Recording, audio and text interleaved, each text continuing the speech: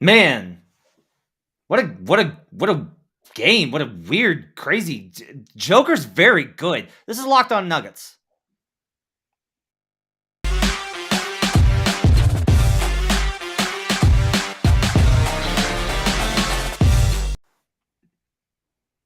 Welcome to Locked On Nuggets, your daily Denver Nuggets podcast, part of the Locked On Network, your team every day. Today's show is brought to you by TrueBill. TrueBill is a new app that saves you money by helping you identify and stop paying for the subscriptions you don't want or need, and can even negotiate better deals on those you want to keep. My name is Matt Moore. I'm the senior NBA writer for the Action Network and the Nuggets insider for 104.3 The Fan in Denver. He's Adam Mares, director of content for DNVR. You can find his work at thednvr.com.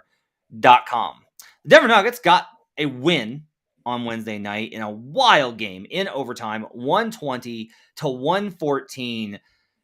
Nikola Jokic goes for 39 points, 11 rebounds, 11 assists, and a steal on 17 of 23 shooting, including 17 of 20 from 2-point range.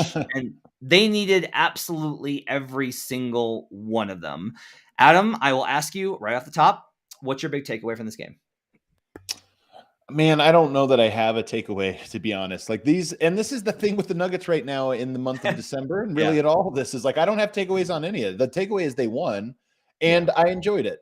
And I think that's kind of how everybody has to handle this season, but especially this portion of the season for the Nuggets. Is it's like, hey, try to have fun. Tonight was a lot of fun. We were gifted a really, really, really special performance from Nikola Jokic. And it was great, but I can't take anything away other than they looked absolutely exhausted down the stretch. Yeah, so it's a good thing they've only got a back-to-back at the end of a road trip versus the San Antonio Spurs tomorrow night. So crazy. It's so crazy that they have a back-to-back tomorrow, and I don't know that they have the bodies to rest anyone. They don't. They absolutely do not. They did get Bones Highland back at this game. Yeah. So that's a plus. And they also got Bol back just for clarity. They did get Bol back. No Vlatko Chanchar. Were you disappointed no Vlatko tonight? Disappointed, no. One of the storylines is certainly JaMychal Green having a bounce back game. And actually, if you talk about do you have takeaways? The JaMychal Green takeaway, we honestly did not spend enough time on Jokic. I hope we circle back to him. We will. Okay. But if there is a takeaway, it was not just that JaMychal Green had a bounce back game. And by the way, with this, we could easily overstate the kind of game he had tonight, because it wasn't like a breakout or anything like this, but it was a very good game. Like, he played very well. But I think what was meaningful about it was also the post-game commentary from Jokic himself, from Michael Malone, and from JaMychal Green, all three sort of commenting on the situation. And when we analyze things so often, Matt, I've talked about this a little bit this year about how I've shifted from trying to just play the GM role, where we're always like, okay, but trade this guy, what if you do this piece, to trying to enjoy the like process of a team figuring themselves out, even when they're flawed, to like overcome it. And I thought that some of the commentary it gave us a peek inside that. We don't get a peek inside too often, but Michael Malone talking about how he had to go to him and remind him that we all believe in him. Jokic doubling down on this idea that he wants to play with JaMychal Green forever. All of those things that are like, hey, we've watched all 24 games this season. JaMychal Green has been good in, I think, 2 of them. So like, that's what we analyze. But to see this idea of like, yeah, but the team has his back, whether or not they should, whatever, throw that aside, they have his back and they want him to work out. And, who knows, maybe that belief being reiterated the way that it was over the last 24, 48 hours, whatever it's been, and then him having this night, maybe it's a thing that propels him. One can only hope. The dynamics of this stuff are so complicated. Especially, I'll say this, it's really hard to get a sense for who JaMychal is to this team, because we're not in the locker room. Yep. We get the guys on Zoom meetings, or if we're at Ball Arena for a 5-minute presser where we've got to basically get questions about the game. You might get practice questions. You might get a handful in. It's not the same because they're not around each other. It's not the locker room. Like, we don't know. And JaMychal Green has talked to the media like 3 times. So it's not like we're really talking to him a ton. Yeah. So you just can't get a feel. And I'll tell you this, like, a lot of the times fans will feel that a guy is really important to a team because of how it is on the court, when that doesn't reflect who it is with the team every single day. Right. But I'm thrilled, as somebody that has been one of the last, like, but he's really good. Like, I'm happy that he finally had a good game. Again, 10 points, 3 of 6, 5 rebounds, nothing to like start carving anything in chalk or in stone about. But it one was a assist, good, 2 steals, 1 block. yep, It was a little bit of everything. Like yeah. there was he did a lot of things in this game. Especially on a night when Zeke Nnaji struggled, right? Right. Like this is Right. and this is kind of the thing is these interchange. You mentioned the other night when we were talking about this, the interchangeability. Zeke didn't have it tonight, didn't play well, but JaMychal did. And like that's probably how it should be, right? Instead of like an absolute set rotation, who's got it night to night? Right. Who's helping? Who's got the matchup? Who's playing? Right. Well, let's talk Jokic second segment. What's your outside of just like because I was just like stunned with how it's not stunned. I know how good he is. It's just like watching Joker just completely demolish teams is always just like God, he just like leveled them. What was your biggest factor towards a win tonight outside of Joker? And it's hard for me really to get to one, but if you're gonna Yeah. point to one, what do you think it was? I mean, the bench did have a successful stint. Yeah. So the first stint, what they were a +2 over that stretch without Jokic, and you're this is sort of the Matt Moore system right now about hey, you need one with no bad like blowout stints for the bench, and they got that tonight. Like they didn't really have they had bad little pockets here and there where there were runs, but when you look at the entire stretches, they had one semi bad one good one, and that evened out. You go through it all. Zeke Nnaji was a -8, yes, but JaMychal Green was a +2. Bones Highland was a +2. Devon Reed was a +3. So Faku was a -2. So nobody was huge outliers in the negative on that, other than Zeke Nnaji. So that's one of the reasons they won. But honestly, Matt, I put this on Twitter. Win shares are supposed to be this mathematical estimate for like how many wins above a replacement player you added. I don't think you could have swapped Jokic with a single player in the NBA today and got a win out of that game. Like if everybody else played the same and you just swapped for one player, Jokic tonight delivered 39, 11, and 11 on hyper efficiency. And more importantly, when the Nuggets had their absolute backs against the wall, Jokic just made, what was it, 17 of their last 24 points or something like Yeah. that. It was, I mean, he just completely turned a loss into a win in a way that at least on tonight, I don't think anybody else could have done. Seems pretty valuable. Would you say? Does that sound pretty? Does that sound maybe most valuable across the league? What's funny is they're 12-12, and so it's like, well, they got to get that record up. But they're what, 12-7 with Jokic, which is completely different. The conversation I always try and delineate this. Whenever someone starts talking about MVP, I ask them, I'm like, okay, do you want to talk about who should win, or do you want to talk about who's gonna win? And those are two different conversations. And you don't get to just be like, but he should win, therefore he's going. Like, no, you have to accept that other people are going. Like these standards exist in the award.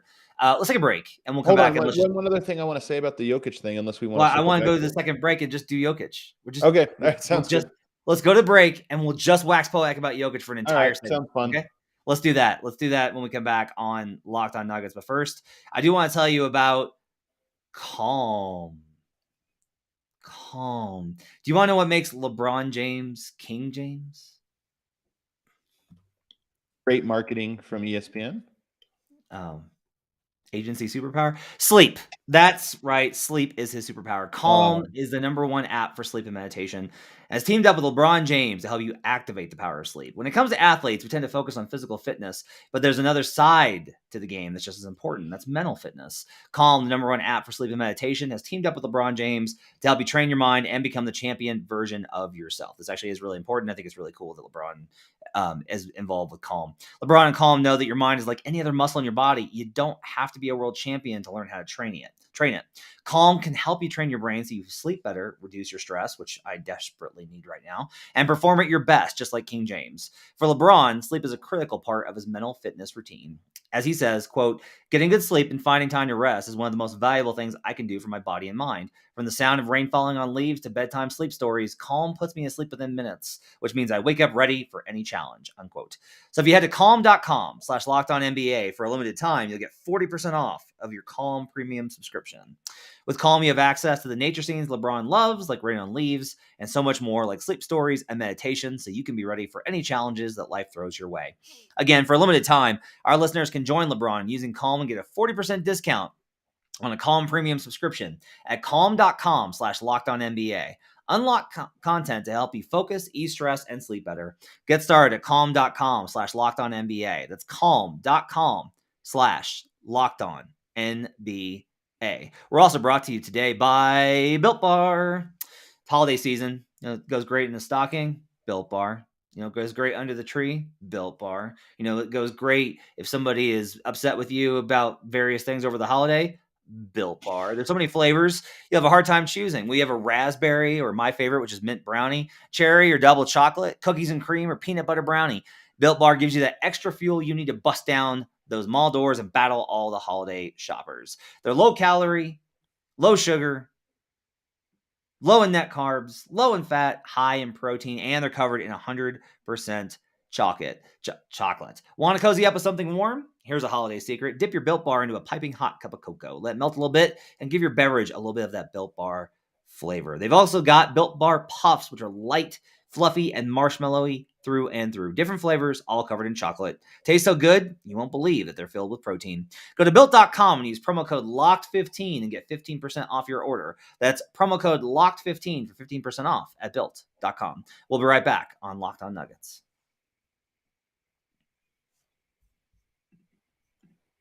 Back here on Locked On Nuggets. Thanks for making this part of your day. Thanks for making this your first listen each and every day. Matt Moore and Adam Mares. Back here on Locked On Jokic, which is what this episode might as well be, is Locked On Jokic. All right, man. So let me ask you this. To you, we've talked about like the control of the game. He had 11 assists tonight. He scored 39 points. He only missed 3 shots inside the arc. Like JV was bodying him, and it just didn't matter. You, as someone that loves his game like no one else, what to you was the most impressive thing about this performance from Joker? Yeah, this one's easy for me. It's the fact that he so clearly overcame just how tired he was. This was the most tired I've seen Jokic. I would say it's probably the most tired he's appeared. He's looked like, I don't know how tired he is, but just like watching him, he looked more tired than any point since the second round of the playoffs last year. I thought he looked similar to this last year, where you could just tell like he's making compromises around the court because he's too tired. This one, he was dead tired, but he willed the team and really willed himself to just scoring down the stretch. And it was that to me. Like, I've seen him make shots. I've seen him put up big numbers.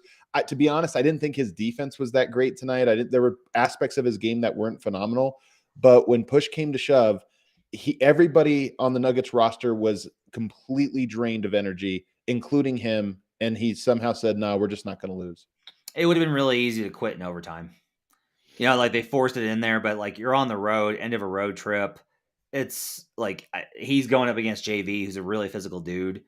And it just would have been easy for him to not have it or defer. And like he carried him. He just absolutely carried him. And he almost won it in regulation. Like that shot was almost down in regulation. I can't believe that was one of his 3 shots he missed inside of the arc. And it like was 75% down. I can't believe it went out.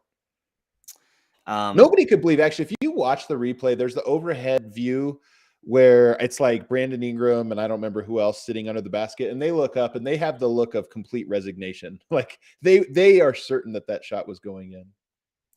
129, Jokic hits that floater for his 26-point, makes it 103-100.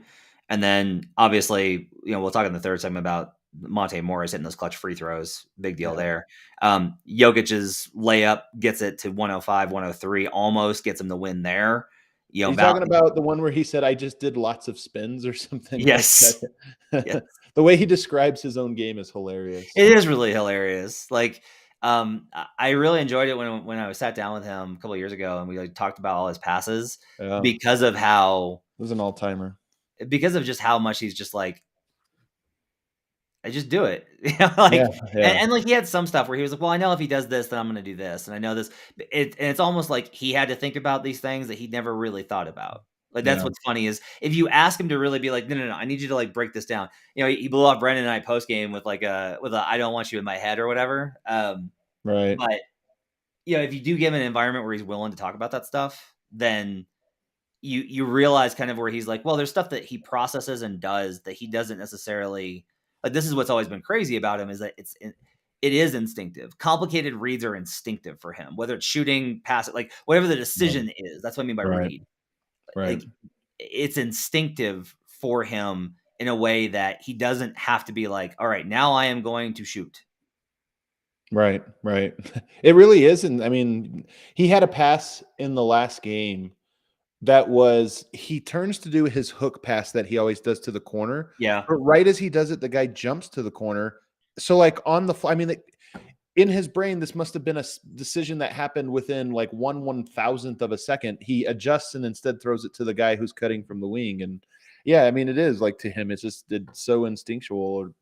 It's pretty remarkable. But his toughness tonight is the thing that stood out to me. Like, again, we've seen him make shots. We've seen the game look easy, even though we know it's not. But tonight was more just how mentally tough he was. And I almost feel like he missed what should have been the game winner. And he was like, yeah, but I got to make up for it. So I'm going to score 11 straight points in the overtime. It's wild. I mean, it's just absolutely wild. TJ shared the stat that there's only 2 players that have ever averaged 26 points and had an EFG effective field goal percentage higher than 63%. Steph had it at 63.0 in 2016 when he hit 402 threes. Right. Jokic right now is at plus 26 plus, not scoring as many as Curry did, but 26 plus points and shooting better. Like widely considered one of the most efficient scoring seasons of all time. Like to me, it's the greatest. To me, it's the greatest individual offensive season of all time. Man hit 402 threes better at the moment. Yeah, he's slightly more efficient. It's crazy. Here's the thing.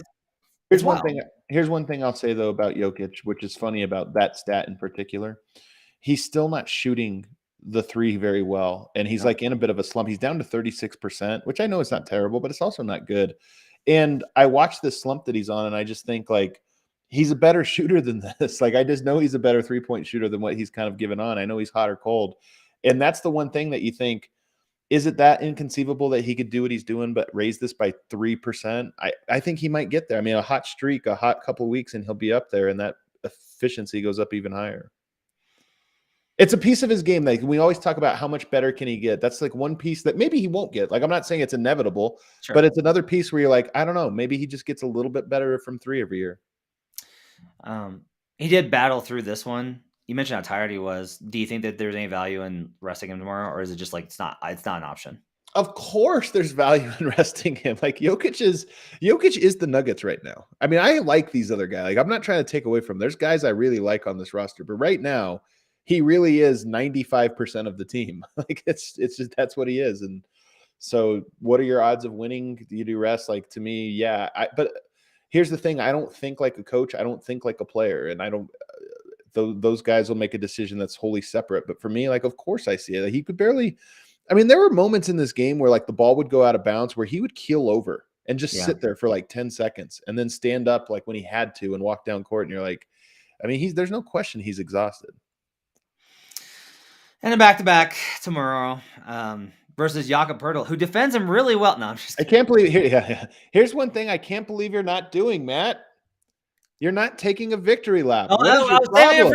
You keep jumping me tonight. Oh, all right. Well, I was going to do the whole segment 3 on it. I thought it would have been like your lead-in or have you. Here's what I'll say, though. You talk about resting. I think this road trip turns into a success if you go 1-1 to close it out in San Antonio. Agree. If you go 2-0, like, of course, that's better. But if you just go 1-1, you get back to Denver 13-13. I feel like that would be a win. Yep. And your best odds to do that, I don't know. Maybe they are to rest you. I don't know. We'll see what happens. They don't have a lot of bodies, and Jokic just doesn't like to rest unless he's hurt. Yeah. 1-1 is good. It's hard to win both games of a duplex set. It's just difficult. It's especially hard to do it when both are on the road. It's tough. It's been historically tough. The data says that it's hard to beat a team twice in 1 week.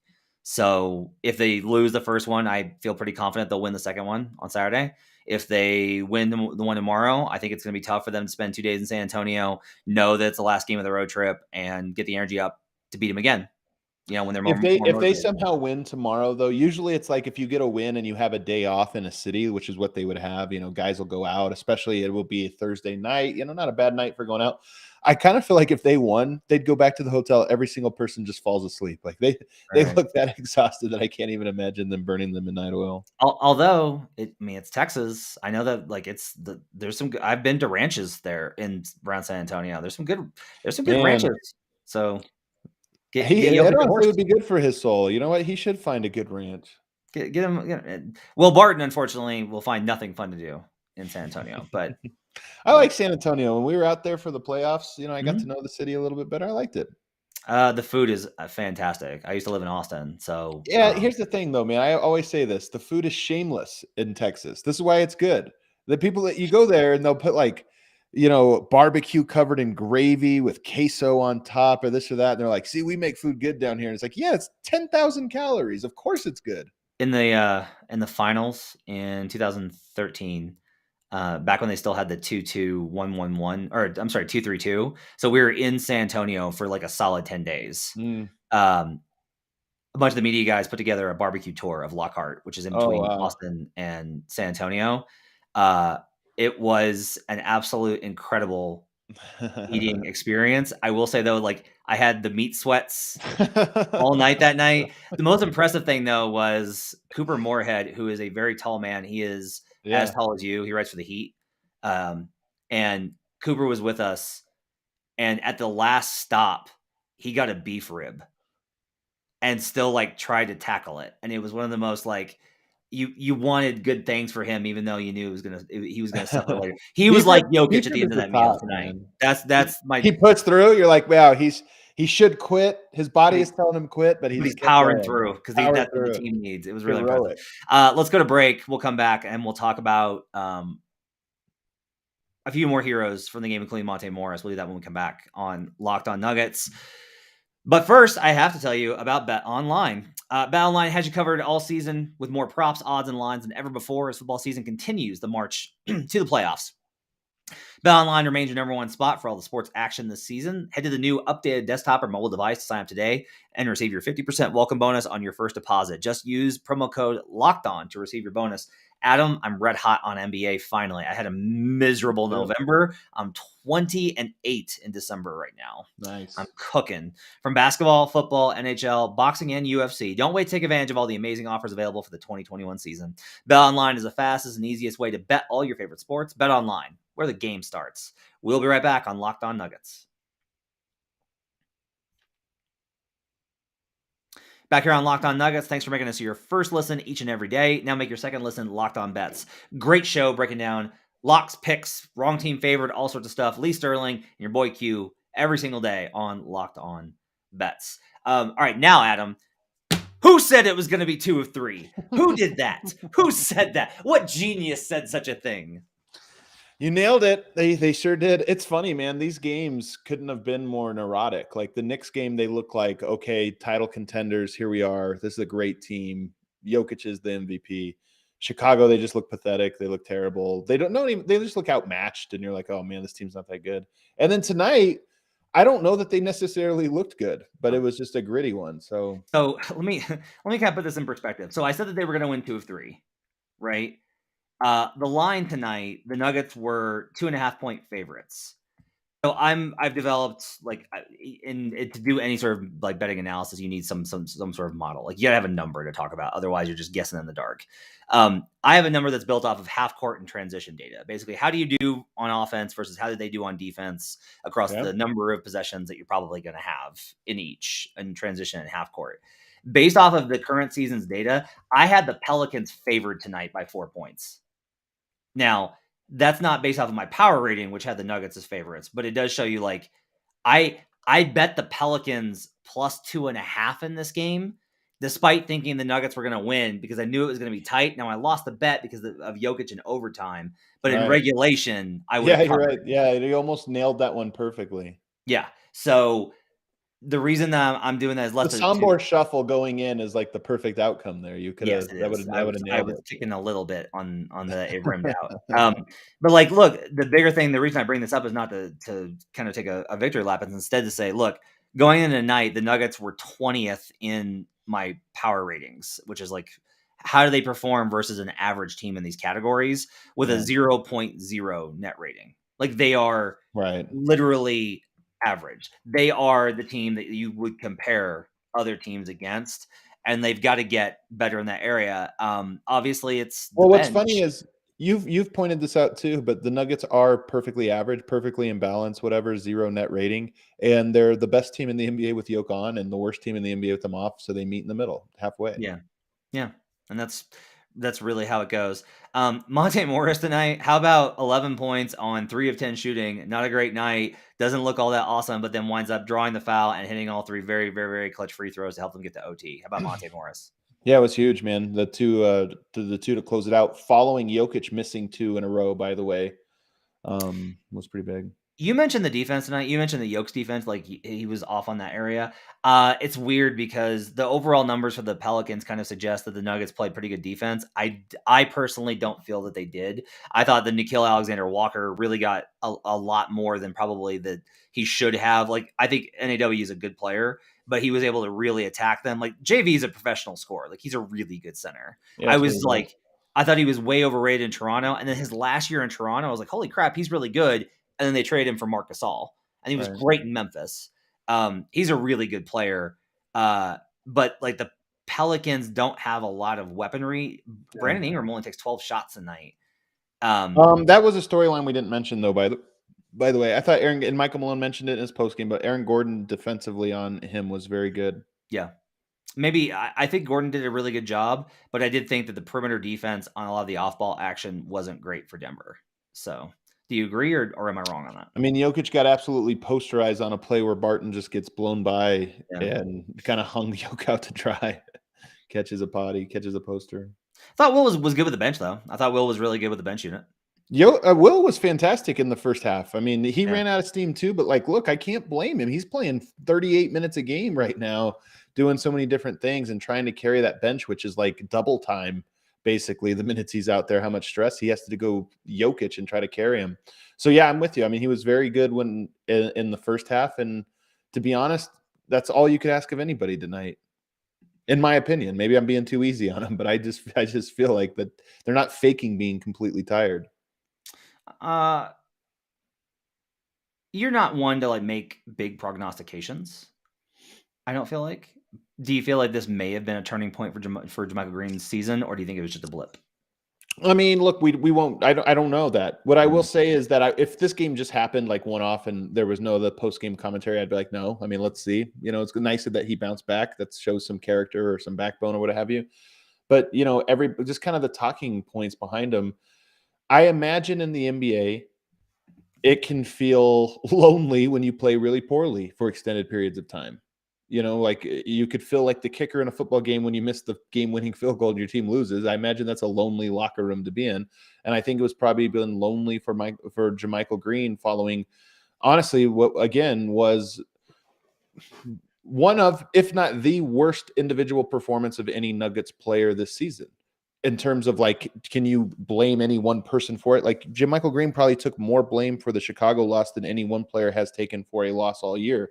So for him, for the whole team to kind of say what they said and have his back and show him, and then for him to kind of bounce back, it does make me at least think like, hey, maybe it is. And that's the best case scenario, because this is what I was talking about with fans being the GM. Fans always think about, oh, here's a problem, how do we get rid of it? Yes. And I think the way to look at sports is not always that way. I think that this is the player empowerment, quote unquote, player empowerment era, where we're always just thinking about how do we trade pieces away to get the pieces that work.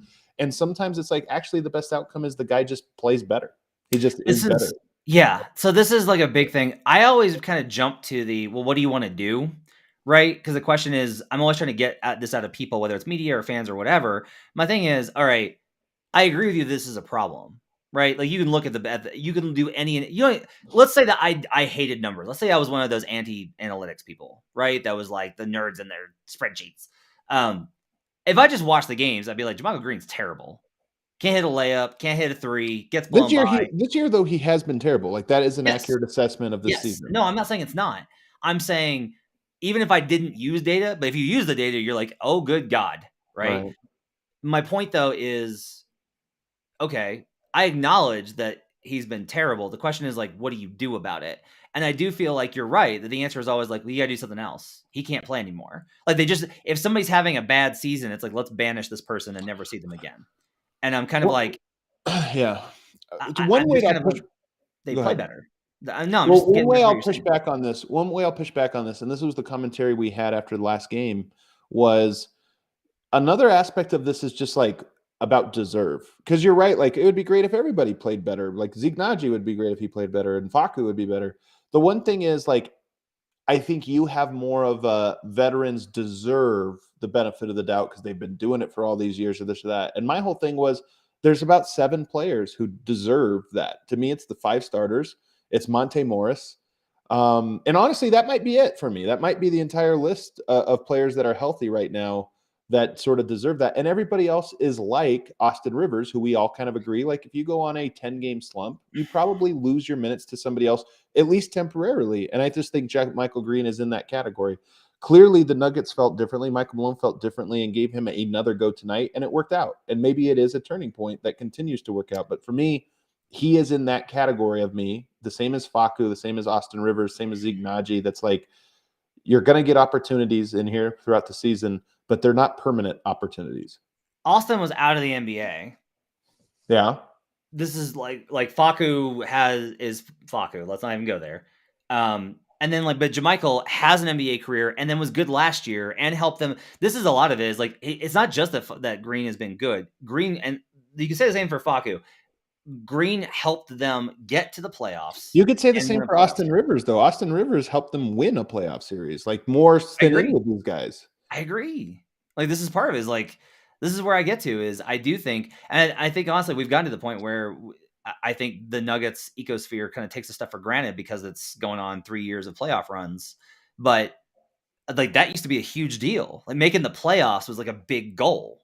Right. Let alone just winning. I think it back to the George Karl days and how much winning a playoff series was talked about. Oh, you take it for granted so much. People don't realize that. You take it for granted so much, the fact that this team has, knock on wood, yet to have lost in the first round. Like that's pretty incredible that you're a top 8 team for 3 years in a row. I'll tell you, can I say something? We're talking about these guys that deserve. You know who might be at the top of that second pile to me is Bones Highland. And I know he made his return. It wasn't necessarily a great game, but he has an effect on this team just by virtue of his talent that I think elevates that second unit. I'm not sure, even though he had what was really a below average game for him, I still feel like him being on the court is part of why that bench unit was a positive tonight. I agree. He brings something, and I'll say this too: like That they don't have. The players have his back too. Now, I think the players also have JMyke's back, as you've talked about from the comments Right. tonight, and Well, I think the clearly, players have tonight Faku's it's definitive. and the players have Faku's back. Like I can't sit here and just take it when it's convenient for me. Like the players love Campazzo. I'm fully aware of that. It's really interesting to look at those kind of dynamics. I got 2 more things. I'll bet you freaked out today when JaMyke went down and they put Faku in to close the game. No, I was like, that makes sense. 2 things. Want to hit on the Western Conference standings. Blackburn noted this on Twitter, but I was just looking at it. The Nuggets are only 1.5 games back now after the Memphis Grizzlies lost to the Mavericks tonight of the 4th seed in the Western Conference. They're a game and a half back. That's it. They are 5 games back. One loss, by the way. Yeah. So there are now the Clippers are in 5th place and they have 12 losses. Yeah. So the Nuggets are 5 games back in the loss column from Utah. It's going to be very difficult to catch Utah for the division. I'll say that. Like, would take an incredible run. But here's also something. So somebody was asking me today about Jokic MVP stuff, right? And was saying like we were on Twitter and they were asking me about how much Jokic does and how important he is and all these things. And I was talking about the MVP like I often do. And one of the things I said was they're going to have to win at least 50 games in order to be in that conversation. And I was like, what does that pace look like? Like, what are they going to have to win at? What was crazy was, and this does tell you how early in the season we are, the Nuggets only have to win at a 54 win pace from now to the end of the season. Wow. For them to get 50 wins. That's it. So, and if you say like that's a really good mark, it is, except for I've seen this team consistently go on runs where it's like they lost twice in a month. Right. Well, that's what they need is a streak, right? That's how you get a big season like that. Is you need like a 10-game winning streak. I mean, a 10-game winning streak from right now would mean they would bump to 22-12, which is a fantastic record. Denver doesn't usually go on these big runs, though. That's the one thing about them historically. But we will see. They're not out of the woods. They have a tough schedule, obviously, tomorrow night, and then another one in San Antonio. They come home for a couple, then they go on the road again. Their schedule doesn't get easy till January. They're still in survival mode. We're only about a third the way through this very tough December, and Denver just has to keep doing what they did tonight. All right, let's get wrap it up for Locked On Nuggets. Thanks for making us part of your day. Exciting game. Incredible performance by Jokic, who continues to just be absolutely one of the finest players of his generation. Let's move into that era. We're already there. When you were talking about this is why I don't care too much about MVP. Like, I scroll the timeline. People compare him to Larry Bird. People talk about him being there's conversation out there about, is he the most skilled center of all time? Which, again, I don't like these conversations in terms of like rankings, but the fact that people are willing to entertain it now is just so different from where we were a season and a half ago. He's in the conversation now. He's no longer being ignored. Now people are just like, what are you talking about? Look at this guy. He does everything. And the fact that people finally are like, yeah, he looks just like Larry Bird out there. Larry Bird's a top 10 all-time player. So that means a lot. Yeah. It is no longer why can't the Nuggets get respect? I think the Nuggets are getting, I think Jokic at least is getting the respect. I agree. He gets appropriate amount of respect. I keep telling people, nobody gets more don't expect more the respect than what he's getting unless he gets like 2 consecutive championships. Back-to-back championships will be the next step for him. 1 championship, fluke. It's a fluke. Anybody could win 1. Thanks for joining us on Locked On Nuggets. Make sure to enjoy your Thursday. We'll be back after the game with a post-game coverage of the Nuggets, who play in, I don't know, man, like 12, 18 hours-ish? Very, very, very, very soon from now. Yeah, we'll be back with another episode tomorrow night. Thanks for joining us on Locked On Nuggets. Make sure to follow Adam's work at thednvr.com. Check out YouTube. Go to the YouTube page. Check out the YouTube page.